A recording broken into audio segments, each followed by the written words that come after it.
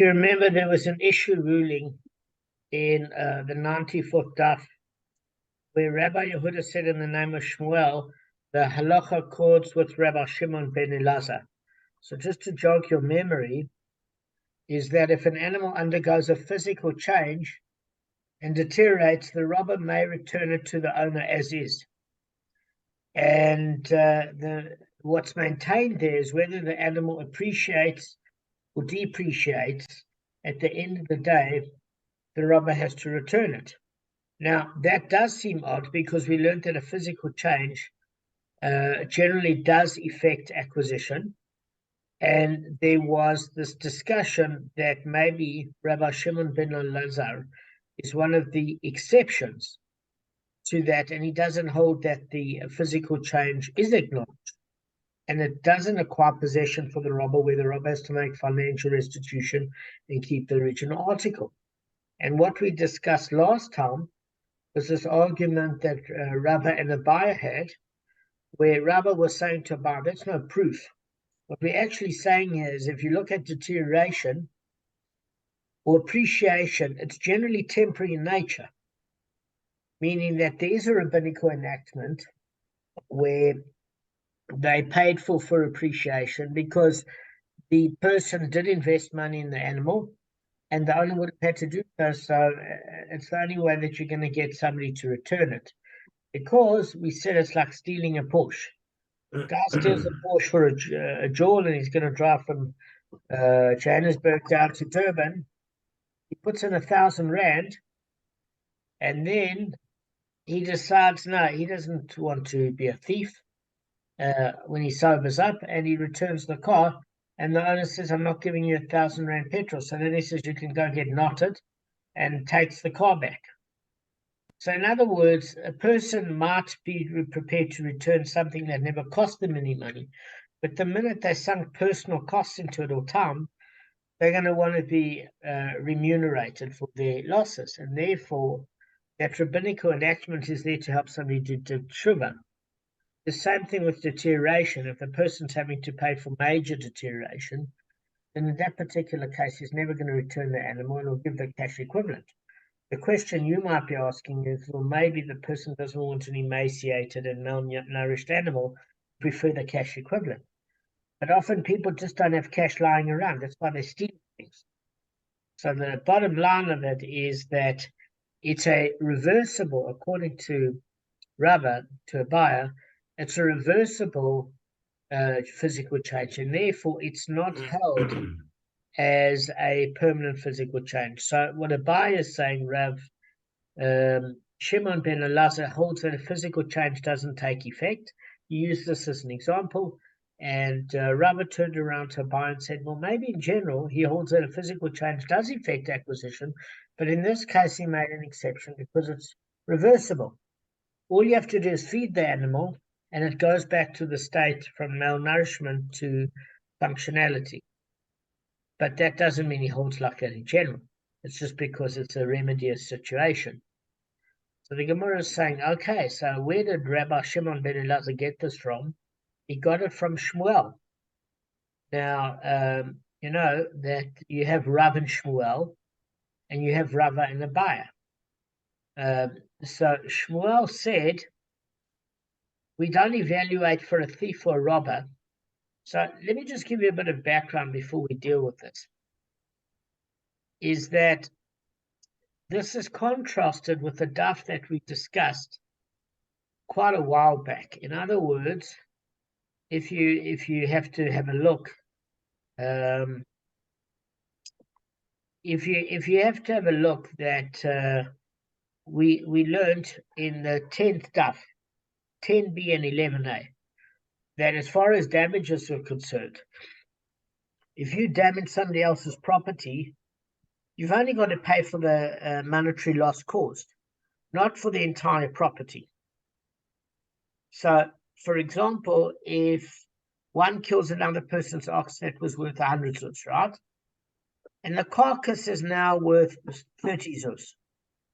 Then what happens is you return the dead carcass and to the owner, and you pay the difference of 70 zuz. You get what I'm saying?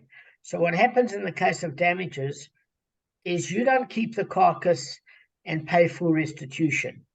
You use the carcass as in lieu of your depository payment to what that carcass is worth, and the balance you pay in cash. And I can even say that it's even more than that, is that you must know that you can pay for the damage in grain, in oats, and whatever you got. You should pay in cash, but if you don't have cash, you still need to make restitution. So we're saying that this is different to the thief or the robber, because in that case, if he accidentally malnourished the animal to that extent, where it's not a reversible change, and the animal died, for example, that physical change means that the robber or thief has to keep that carcass and pay the owner the full value of the animal that he stole, which is in contrast to a damager. Even Tosfot says that you can make restitution with valuables other than money. But as far as the thief or robber is concerned, there's no other restitution other than money. In a case where you can't give back the item because it's not the condition in which you stole it. In other words, it's not remediable to where it does get to that condition. So, as Gavin quite rightly said, when we mentioned it last time, just before Arthur's bike got stolen, is we said, well, why is it so much kinder to a damager? And he said, well, look, a damager accidents happen, and that damager was negligent, fair enough, but he's not a thief. He's not a degenerate lawbreaker. He's a negligent idiot. There's a heck of a difference. So therefore, we indulge him a little bit more. Does he have to pay for the damage? Sure. But he's not a cagey individual. He's a moggy individual. There's a difference. So therefore, we basically give him a little bit more slack. Now, with that as a contextual base, if you have a look, it says, well, did Shmuel say the same as Rav Shimon ben Elazar, that you return the animal in whatever state it's in, as long as the physical change is reversible in some manner?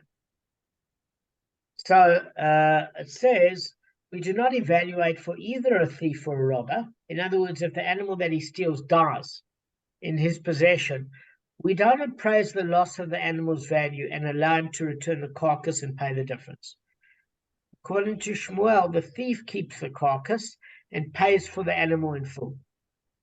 We evaluate a carcass only in a case of damages. Now, it's well according to Rava. Why?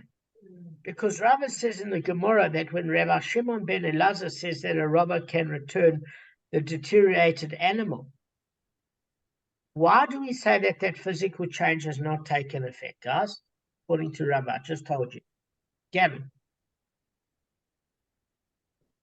I was busy doing something. Sorry, I was trying to get my things put down. I know, that's why you spoke to me. Kevin, please try help me here. I didn't actually hear, so I can't answer. I kind of heard. All right, I was listening, but I was... What's the buyer's position and what's Rava's position with regards to Shimon ben Elazar? What are they both saying, guys? I just went through it for like 5 minutes. Kevin, you want to go? I'll try. I might not be right, Damon, but I'll try. Otherwise, I'll try this as well. I've got an idea. If someone, like a damager, is not a malicious person, he just wasn't thinking straight, and must reimburse and pay for the damages, and one can't be too harsh on this person because it wasn't done out of evil intent. If somebody they stole the carcass with 100 zuz, I'm sorry, they stole the animal, or they stole, I don't know if it died while in their possession, it was worth 100, the carcass is worth 30, so they must pay 70. For who?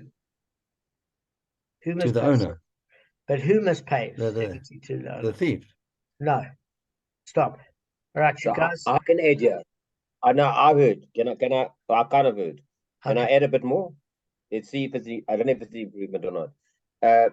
Is that the carcass is only you can only use the carcass if it's damaged, if it's for damages. Excellent. A robber, Excellent. a robber and a thief have to pay back with cash. Excellent. So what Gavin's saying, according to Shmuel, now there's a difference between a buyer's opinion, Rabba. There's four things going on here, guys. Four things, okay? So there's a buyer's opinion, there's Rabba's opinion, there's Shmuel's opinion, okay? And then there's the discussion in the Gemara. So the first thing we have to do is set up the situation and say, look, damages are moggy, but they're not lawbreakers. They were negligent, but they're not criminals. So therefore, if a damager, if your ox kills another ox, and that ox is worth 30 zuz. But let's not go through Tam and Muad. Let's say it fell in a pit, whatever. But the problem is you created a bore. A pit is an easier one because otherwise you're getting into issues of Tam and Muad. Fell in a bore, you pull out the carcass, it's worth 30 zuz. Then all you have to do is the bore is you give you say when it was alive it was worth 100 zuz. The dead carcass is worth 30 zuz. You can take the carcass as a deposit to limit your amount of damage costs, and you pay the balance of what the animal was worth when it was alive compared to dead, and you pay that in cash. And you can use the deposit of the carcass if you're a damager, because you're stupid, but you're not a criminal. If you're a thief or a robber and the animal dies in your possession, and the carcass is worth 30 zuz, and the animal was originally worth 100, you keep the 30 zuz as the robber or the thief, and you give the 400 zuz back to the original owner. Okay? That's step number one. Step number two is we have to see this rule of how does this case of Shmuel lend itself to the discussion of Rava and Abaye with Rabbi Shimon ben Elazar. So, step number two, what does Abaye say about Rabbi Shimon ben Elazar? He was using him as an argument to say there are certain Tanoim that don't agree that a physical change remains in its place. Well, basically, what he's saying is that Abaye is saying that just because the animal makes a physical change doesn't mean now it becomes the property of the thief. And then the thief would have to pay compensation. Because if you steal an animal, it says, well, how did we even get to this sort of concept? Well, you get to the concept in a very simple way. Okay, if you look at that verse in that biblical verse, it says that the way that you stole the article is the way that you have to return it, because it had that superfluous stage that you stole, that you have to, for what you steal, you have to return what you stole. Okay, so therefore, since a repetition of that word that you stole, it basically means, in other words, if you look at Vayikra chapter 5 verse 23, Leviticus, for those that aren't sure, it says, and he shall return the stolen article that he stole. So that implies that he must return the stolen article in the manner in which he stole it. In other words, the state in which he stole it. So what's happening there is a buyer saying that certain Tanoim saying that you have to return the animal as is. And he says Rabbi Shimon ben Elazar is one of them. So that's why you can return the animal if it's whether it's depreciated or appreciated, either way, just return the animal. You have to steal it. If you have to steal it, you have to return it. Exactly. Doesn't matter what state it's in. So that was a buyer's opinion, that the physical change doesn't render it now the possession of the thief, where the thief has to pay the financial equivalent. Rava is saying to a buyer, that's not a proof at all. We hold is saying that Rabbi Shimon ben Elazar actually holds that a physical change does affect acquisition for the thief or robber, The reason why it doesn't in this case is it's not permanent. If you deliver an animal that's malnourished, if fed, the animal can go back to normal. Now, where does the question come up now? Well, we're saying, well, what is the point of no return with regards to deterioration? Maybe the animal is so malnourished that it eventually just dies. Now, that's where Shmuel's argument kicks in. And Shmuel's argument is this discussion about, well, what happens for a damager compared to a robber or thief? So what happens is as follows. It says, if we look at it, that did Shmuel indeed say so? Because Shmuel said, we don't evaluate for either a robber or thief. In other words, if the animal that he steals dies in his possession, say it's so malnourished, right? We don't appraise the loss in the animal's value, allow the thief to return the carcass as a deposit and pay the difference. This is a criminal. So the thief has to keep the carcass and he has to pay for the animal in full. And we evaluate a carcass only in the case of damages where you can use the carcass as a deposit and pay the balance in cash. And not even in cash if you don't have cash with whatever assets you have that would cover the balance. But this works well with Rava and not with a buyer. Let me tell you why. Because Rava, who says in the Gemara that when Rabbi Shimon ben Elazar says that the robber can return the deteriorated animal, the reference, guys, is to a reversible deterioration. And then there's no contradiction between the two statements of Shmuel. Because when Shmuel says, as quoted by Rabbi Yehuda, that the halacha quotes with Rabbi Shimon ben Elazar. So we're going according to that halacha, which would have seemed to contradict Shmuel, does it? It's saying that a change remains in its place is a reference to deterioration that is reversible, meaning the original owner is the person who has the animal. So when it says a change remains in its place, it means a change doesn't affect acquisition for the thief. It remains with the original owner. And we're saying, well, that's not a contradiction to Rabbi Shimon ben Elazar, according to Rava, because Rava is saying, if the physical change is reversible, because you can just feed the malnourished animal, then it's not a permanent change. So then it does remain in its place and goes back to the original owner. However, if the animal is so emaciated that it died of malnutrition or thirst and now becomes a carcass, then that's not a contradiction with Shmuel at all.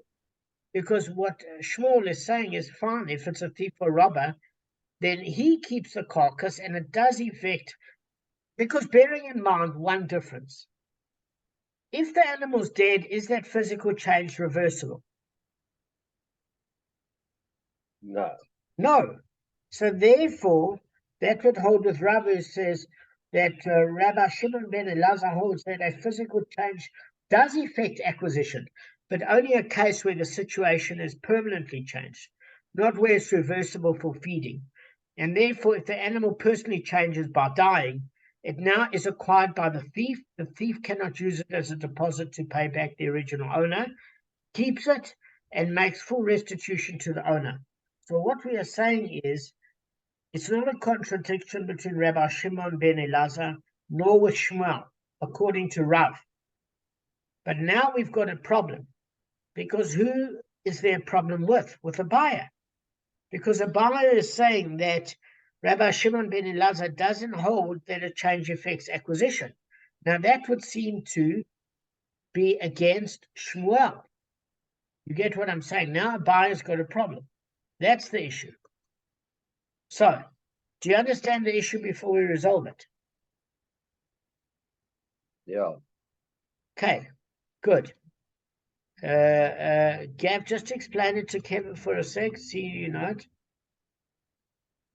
Not a good day for me to do this. So let me give it a try. I can't give anything back. I'm just No, so that's much fine. information, and it's But I'm half tired. no, it's okay. I've No, got you it in explained my it very head, well. I just can't give it piece back by over. piece.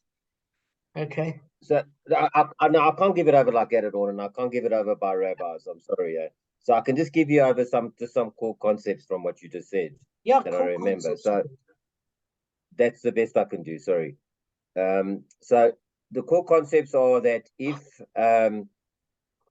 So basically, the argument that was going on over here is that if there's been a physical, the majority of the rabbis agree that if there's been a physical change to the animal, then acquisition takes place. That's the majority of people. Excellent. And it's the majority of the Rabbanim that are talking here as well are saying the same thing. There's a couple of exceptions. There's these one or two rabbis that you were mentioning. I think it's Abaya and not Rava, or Rav.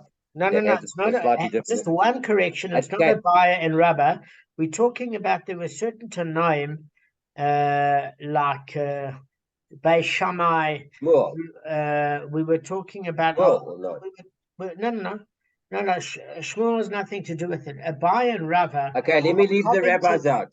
Are commenting on the Tanaim. They're just commenting on the Tanaim. Okay, let me leave the rabbis out. I'm not good at that. Okay. I just want to get the core concept, because that's always what I try to grab. That's all I need. Okay, so I'm trying to give it to you. I'm not sure if I'll be able to give all of it to you, but I'll give you what I can. Okay, so in essence, it's normally a permanent. It's normally a change. So then we got these other guys coming in with the different opinion, and it seems to clash with the major players. And what they're saying is that in a lot of these cases, it's not a permanent change; it's reversible, such as if it's malnourished or if you've overfed it or whatever, certain things can be done to reverse it. Okay, except in the case when it's death, because obviously in the case of death, something like that's completely irreversible. Correct. So if it's completely irreversible, all right. So if it's completely irreversible, then obviously acquisition then does take place in these guys that have a slightly different view.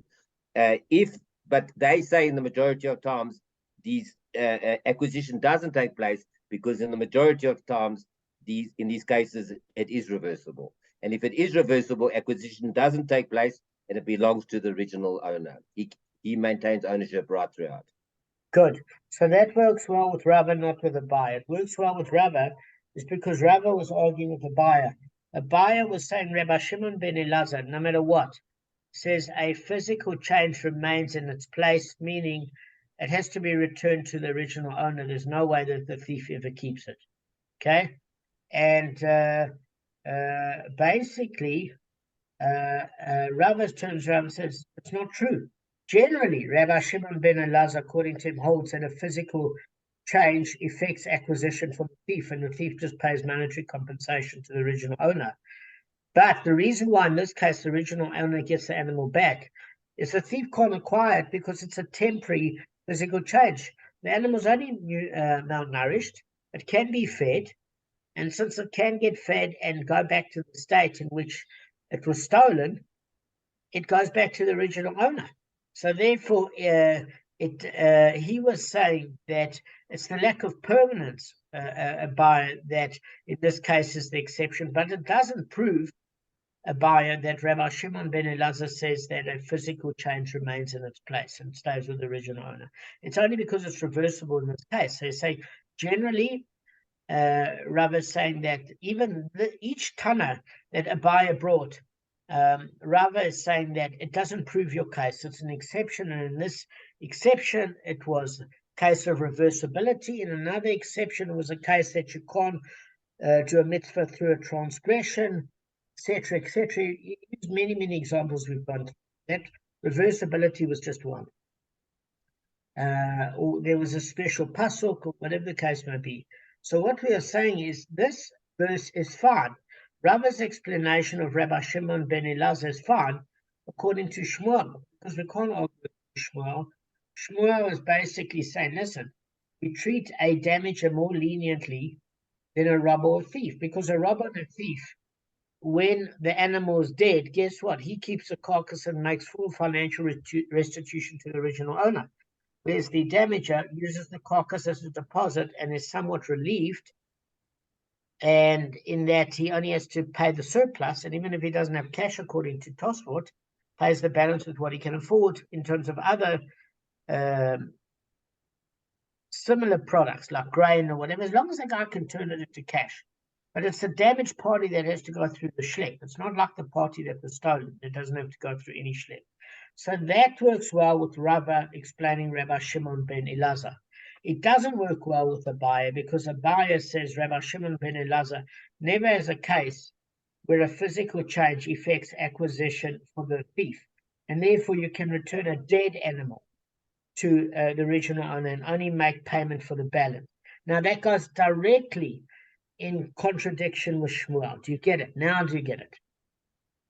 So you can actually so this guy goes right to the he says never, eh? Never. It doesn't matter, even if it's dead. The bias says never. He says, listen, doesn't agree with it doesn't seem like it would agree with Shmuel.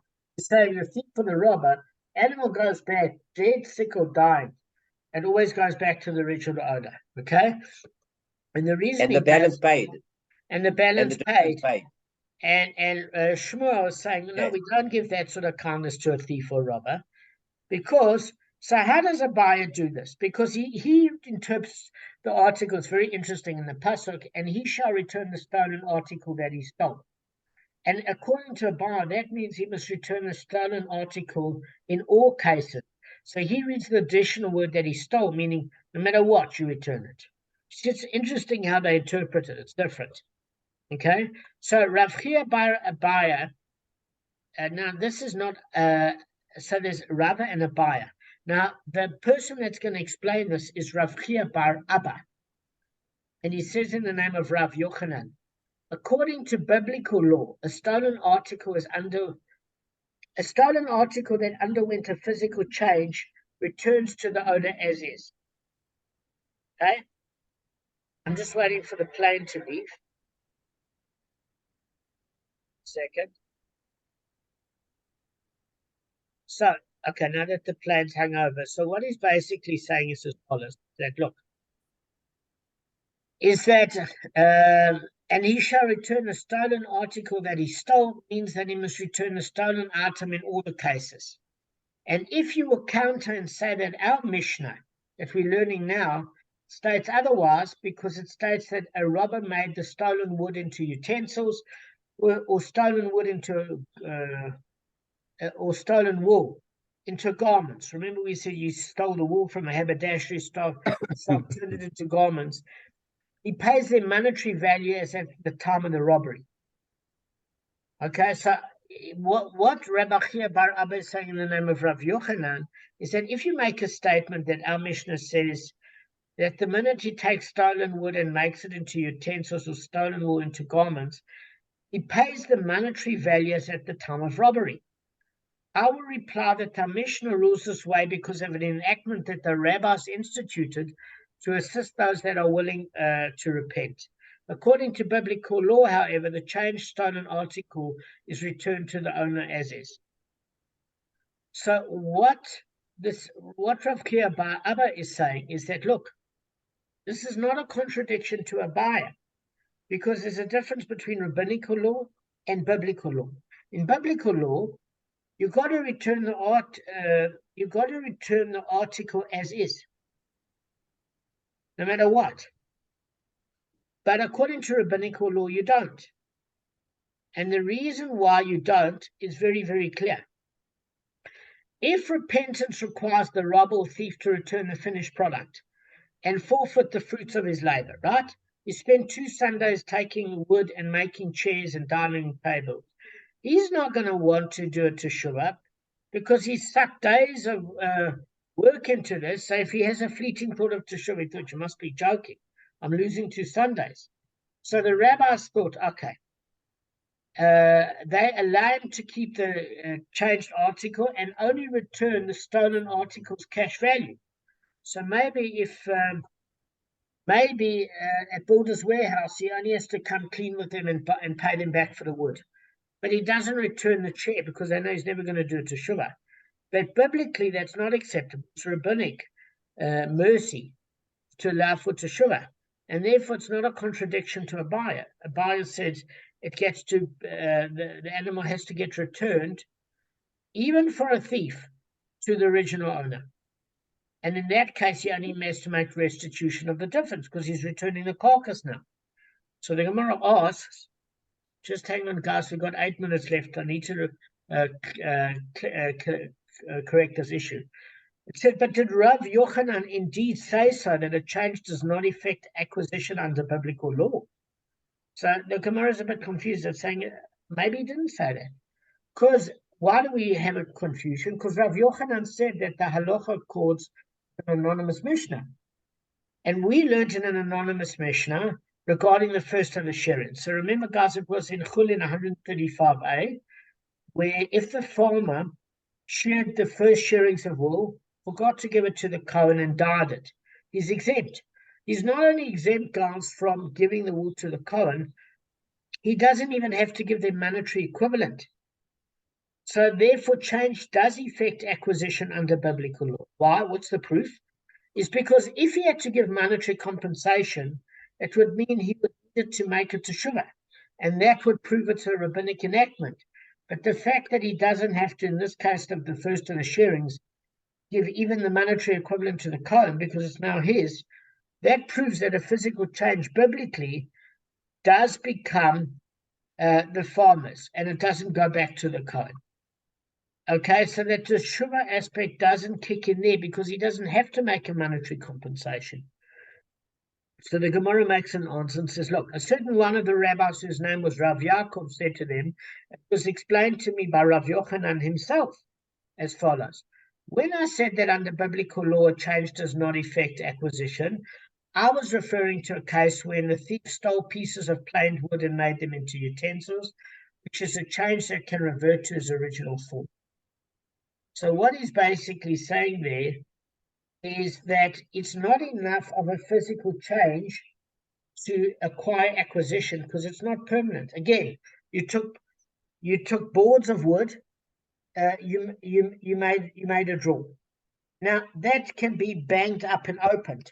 When you're expecting people to make a furniture, a plain wood, fix it up, etc., that's a dramatic physical change. But if you've got finished boards and then you just join them together, that is not enough of a physical change to allow the thief to keep it. He has to break that cabinet apart and return the boards as is, because they never had to be planed. Therefore, there wasn't a significant enough change to effect acquisition. So in order for it to affect biblical acquisition, it cannot be a reversible change. According to Kev, Gavin, are you there? I'm just about them coming up.